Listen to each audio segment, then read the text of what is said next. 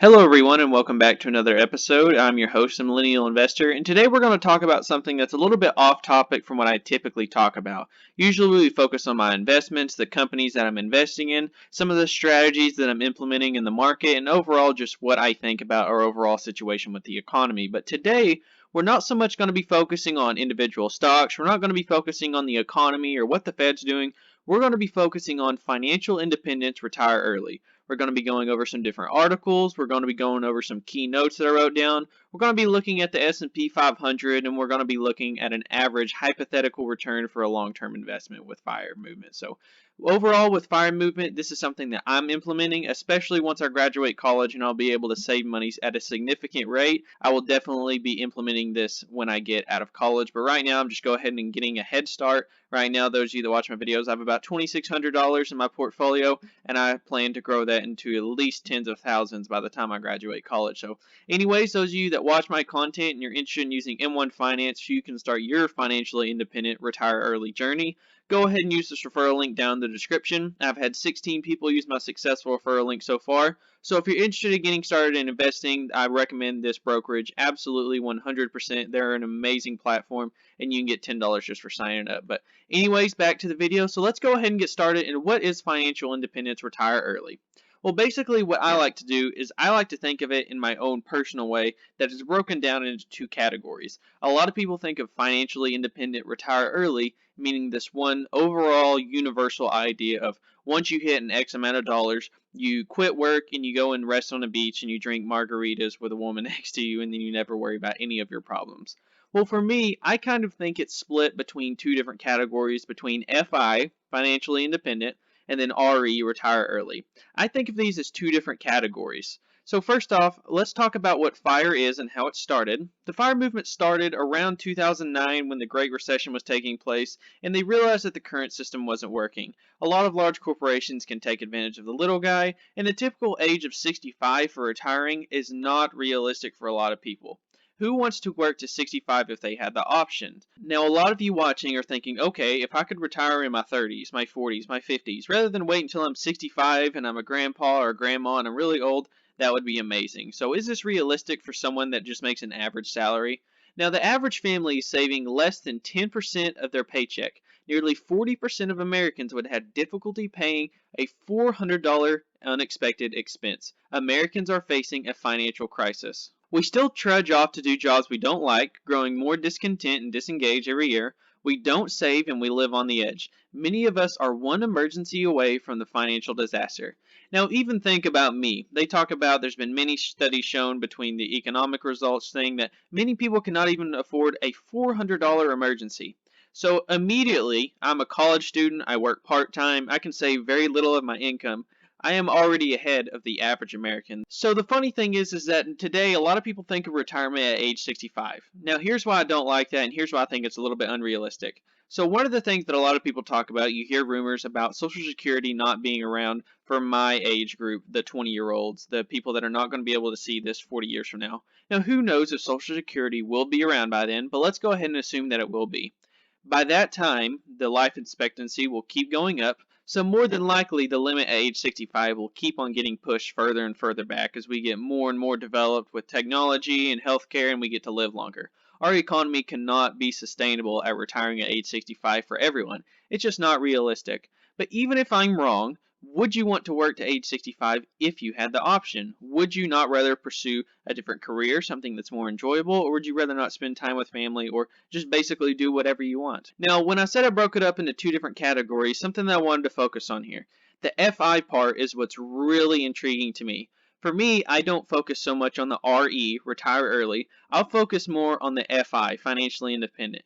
So retiring is optional. So when people talk about becoming financially independent, this is generally speaking what a lot of people use. In bold here it says when your net worth is 25 times your annual expenses, you are considered financially independent. So if your annual expenses are $40,000 a year, you are financially independent when your total net worth hits $1 million. So it's very easy to do. You take whatever you spend in a year. So a lot of you right now, let's say you're making $15 an hour. $15 an hour is about $30,000 a year, and let's say you're saving none of your income. So basically, you would need to save to the point where you would have $750,000, which is 30,000 times 25. You would need to save up to $750,000 and you would be financially independent. Now, I know when I throw out the numbers $1 million, $750,000, I know it sounds like some completely unattainable number that is absolutely out in the air that is never going to be achieved by anybody in your situation. But I'll go ahead and get to that in a minute and I'll show you how you can get to that point. But first, let's go back to FI. You can pursue a more enjoyable or fulfilling career. Now, right now, let's say if you're working at a fast food restaurant and that's not what you want to do at all, you hate going to work every day, and something that you enjoy is making music. Maybe you want to be a musician. You will have the option to go do that. You can focus on music or you can focus on other things. You can focus on personal relationships. Now, that's not just boyfriend and girlfriend, husband and wife. That's on any and all relationships. That's friendships. That's relationships with your parents, your grandparents, your children, any and all relationships, and getting a better human connection that had been neglected that you had to previously worry about because you were focused on things like your career. Work becomes pleasure rather than a pain. This is the main one for me, and this is the main reason why I want to do this FIRE movement, this financially independent retire early. Those of you that wake up, you have to go to work, myself included. I'm 21 years old, I'm just starting my journey. But when you wake up, you probably wake up and think, gosh, I don't want to go into work today. I just want to sleep in, or I want to do this, I want to do that. I don't want to go to work. When you are financially independent, you know that if tomorrow, if you quit your job, if you got laid off, if you got fired, whatever happens, you know that you would be okay. You would still be making a good enough income to where you could support yourself financially and you could afford your basic necessities. And you wouldn't have to go to work because you had to. You would go to work because you wanted to, if you wanted to work at all. And financial burdens are eliminated. So that typical, like it gave the example of the $400 that people wouldn't be able to afford, if you had that massive financial nest egg saved up, a $400 emergency, a $500 emergency, a $5,000 emergency would not really matter so much because you had such a large nest egg and it's going to grow every single year. So the next category is retiring early. So this is so much focused on the people that once they hit that number of bam, okay, I now make this much a year based off of my savings, I want to retire early. Life is now outside the traditional 9 to 5. I read a lot of different things like on Reddit, people that did reach their FIRE movement goal, and a lot of things that I usually see is part-time work or freelance work or working while they travel, stuff like that. Leaving the workforce is done before age 65. The example we gave talking about Social Security and retiring at age 65, you now choose when that is. So once you hit your goal, let's say you're at age 30, you can retire at age 30, you could retire at 32, you could retire at 40, 45, or you could wait all the way till 65. You have that option, but you can leave the workforce far before the age of 65. While work becomes an option, so does doing absolutely nothing. The example I gave was pursuing a more enjoyable and fulfilling career with financial independence. Well, that also includes doing absolutely nothing. Now, I think with most people, they would probably want to pursue something, whether that be relationships or a different career or traveling to a different area for visiting or living permanently in a different area, whatever the case may be. But a lot of people would not want to do nothing, but you have that option. If you want to sit at home all day and watch cartoons and play video games, you 100% have that option. You can binge watch Netflix for 30 years until you die if that's what you wanted. The point is, it's not about what you do in your financial independence retire early movement. It's having the freedom and the enjoyable experience of knowing that you don't have these burdens hanging over your head. And this will greatly increase your quality of life. Talking about your quality of life, one thing I wanted to point out here. So talking about money, talking about being able to afford things you didn't want before. The whole point of the FIRE movement is to focus on what matters. So I think once you start this, if you do take this seriously, if you're like me, what started for me was I started saving money and I stopped spending money on the things that I found useless, like things like video games and fishing equipment and stuff that didn't matter to me. And I started spending money on the things that did matter to me, like my relationship with the people that I love. I don't care so much on spending on things that I know is a genuine happy thing for me to buy because I know it actually improves my quality of life. But if you're spending money on careless things like fancy clothes and nice cars that are just going to depreciate in value, that's not the way that you want to live your life. You want to improve your quality of life. Now, one thing that is interesting here, and I'll get to the numbers here in a minute, but talking about your quality of life, the cool part about this is once you hit your number, so let's say that number I gave was 750,000. your growth of your investments will grow faster than you will draw your money. So I gave the example of withdrawing 4% of your money every year. Well, on average, based on a 100-year historical return of the S&P, you will grow your investments at about 7%.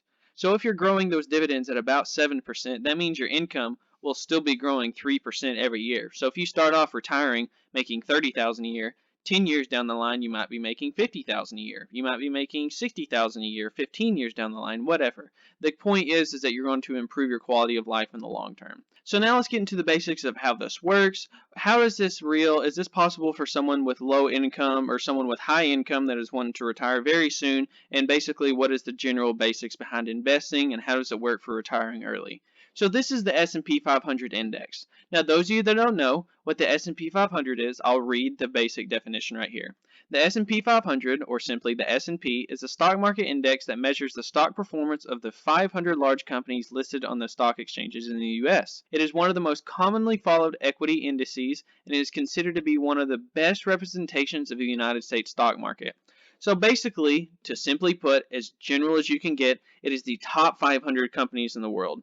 It is very, very basic in the fact that many of the companies in here are many of the common names that you know and see every day. Many of the stocks that I own, nearly every single one of them are in the S&P. Like a lot that people will know is Visa, PepsiCo, Coca-Cola, Caterpillar, McDonald's Corporation, Microsoft, Procter & Gamble. A lot of these are companies that you know and the household names that everyone knows and loves and spends money on every single day. So with the S&P, it's basically just the top 500 companies in the United States. It is just that simple. So this chart is the last 40 or so years of the S&P. This goes back to June 27th of 1980. So yes, a 40-year chart of the S&P 500. So you can see how it's just a gradual line up. 40 years ago, the S&P was worth $116. Today, it's worth over $3,000. Now, how does this work? Now, what you might be thinking is, okay, what if these 500 companies don't do well? What if they have a downturn in the economy? What if there's a huge change in technological advances and these 500 companies become worthless? When these companies drop in value, if they fall below that 500 mark, they're replaced with a newer company. So you always have the top 500 companies valued at any time every single year, regardless of what companies they are. Now, how do we know that the stock market is going to go up? Well, those of you that don't know, regardless of how long it takes, it might take a day, it might take 5 years, the stock market will always go up in the long run. 100% of the time, the stock market will always go up. And it's mainly because of these 5 reasons. GDP increases, innovation, technological advances, population growth, dividend/business reinvestments, share buybacks, and quantitative easing. So first off, let's start with GDP increases. Those of you that don't know what GDP is simply everything that a country makes. Now, the United States has the largest GDP in the world. Any and everything that you could possibly imagine that is produced, from your iPhone that you're holding, to the water bottle sitting next to me, to the desk in your living room, to the TV in your bedroom, any and everything that could possibly be produced that you can imagine is involved with GDP. So every year we get more and more produced, and that'll grow the GDP, and that'll make the stock market go up as those companies that provide those products and services become more and more profitable. Innovation/technological advances. So as we get further along, we get more and more advanced with technology and how we produce things. We have different revolutions in industrial plants, different ways of making food, different products with the internet. Whatever the case may be, we're always going to be moving forward and not taking steps back, and that is going to get more and more innovation with our society. Now, every year the population grows. This is the third reason. Regardless of how much that is, there's more people, so there's more people to sell stuff to. That leads to more profits to these businesses regardless of what they sell. Coca-Cola, for example, is a company that I own. They grow very slowly because they are basically dominated in every single corner of the world. But every single year there's more people, so they can just sell more Coca-Cola to more people on Earth. Fourth is dividend/business reinvestments. So basically, this is simply put, dividend/business. There's 2 ways of this. One is dividend reinvestments. Now, those that invest in the stock market like me, a lot of people are dividend investors. So basically, I get little bonus checks for owning these stocks. As I own them, they pay me out, and then I reinvest that money back into the stock, which makes the stock price go up. Now, a lot of million and billionaire investors do this exact same strategy, and in the long run, that'll just make the stock go up and up and up. It'll make the S&P 500 go up as well. And the same thing with business reinvestments. Those that pay dividends or not, when they get their profits, they just expand to more products, they build more stores, they hire more employees, and that once again grows the business, grows profits, and grows the S&P 500.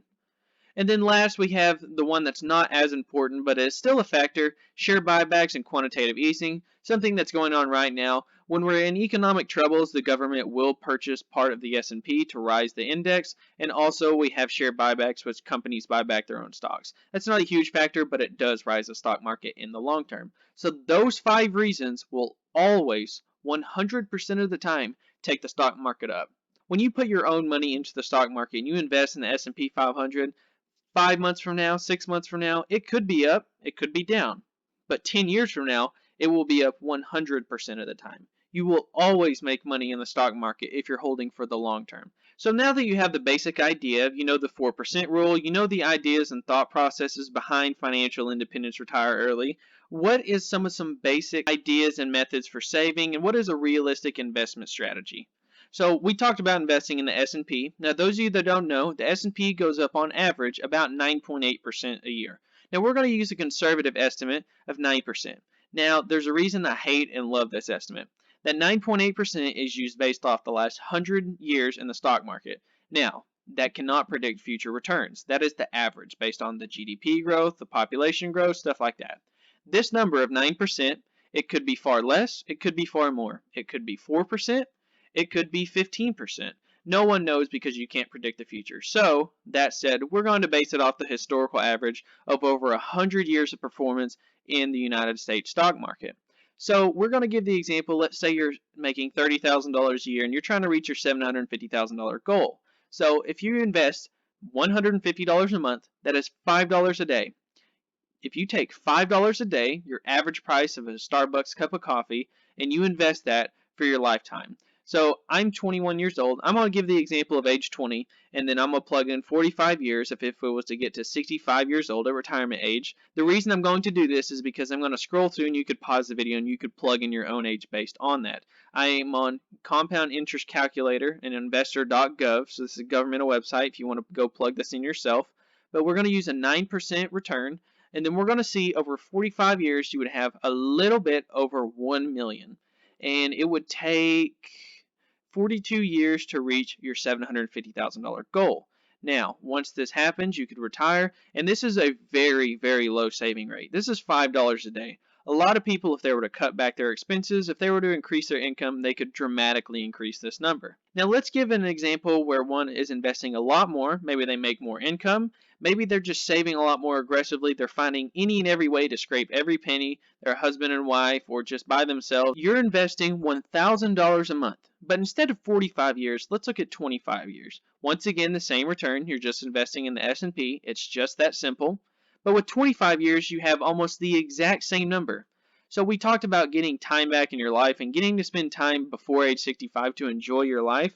This is a very basic example, and these numbers are almost identical. But there's one key point here. If you save more, it reduces your time horizon by 20 years. 2 decades. Imagine if you could get back 20 years of your life worth of investing if you could invest $1,000 a month. You could hit that millionaire status, you could receive $40,000+ a year in dividends, and then grow that every single year. And then once you pass away, you could pass it on to the next generation, and then they could invest that money, and they could retire if they wanted to. But overall, guys, that's overall my experience with financial independence, retire early. Me, I'm starting very early. I won't graduate college until I'm 23 years old. I'm currently 21, but I plan to have this portfolio at least into the 5 digits by the time I graduate college. But overall, guys, like I always mention at the end of my videos, if you're interested in starting with financial independence, if you want to use M1 Finance, which is the brokerage I use, how I buy into the S&P 500 companies, you can use this link in the description right here. I've had 16 people sign up, and if you get started, you can just deposit $100, and even if you don't like the platform, you'll still get $10 bill just for signing up. So thank you guys so much for watching that I made it all the way to the end. If you have any questions for me about financial independence, some of the goals and strategies and things that I've learned along the way, or basically just questions in general for me or how financial independence works, go ahead and message me down below in the comment section or send me stuff to my email, and I would love to answer any questions that you might have. But thank you guys so much for watching, and I will catch you next time.